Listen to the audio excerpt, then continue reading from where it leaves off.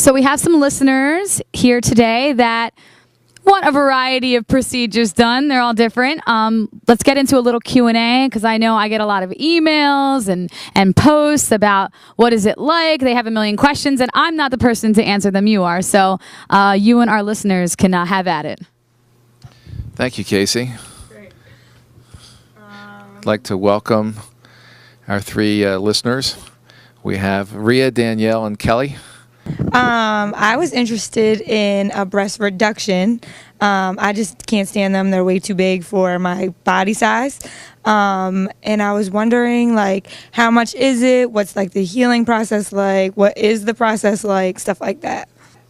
All right, that's a great question. Well, first of all, many times breast reduction procedures are actually covered by insurance. What if you don't have insurance? We'll certainly answer that, but I just wanted to mention there are a lot of people who have symptoms, and what we do is when I evaluate you in the office, I will write a list of the symptoms that you have. There are a number of common symptoms that women have when they have large breasts, and the fancy name would be mammary hypertrophy. And that would be women would have rashes under the breast frequently. They could have grooving in their shoulders from the bra straps, back pain, neck, upper back, low back, sometimes even tingling in their little finger from nerves being pressed in their neck as the nerves come out of the neck.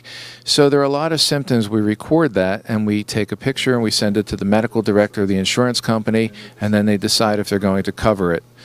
So if you don't have insurance, we can still evaluate you and still take care of you. And what's involved is oftentimes maybe an overnight stay, and it involves an incision that goes around the nipple, down and underneath the breast. And oftentimes we talk about how much breast tissue you would like to have removed.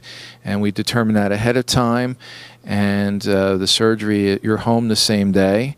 And there's actually minimal discomfort because it's soft tissue. It's a little more involved with augmentation because we're stretching tissues and stretching muscle, and very little discomfort with breast reduction. And so I just would go home the next day. Then how long is the healing process after that, like approximately? Like, could I go to work the next day or? No, I would say that because you're having general anesthesia, it takes a few days to sort of feel back to yourself, feel like yourself again before you would go back to work. On the average, I would say maybe 4 or 5 days. My question would be, what's the difference between the lift and the augmentation, and how did the processes differ and all that sort of thing? If you have, when you look in the mirror and you're happy in your bra with the size of your breasts and the breasts are droopy, then we're just talking about a lift. And that's a same-day procedure. So you would go home the same day as the surgery. Also, if you're looking for a volume increase, enlargement with the lift, you're also going home the same day. It's a breast reduction procedure which requires an overnight stay.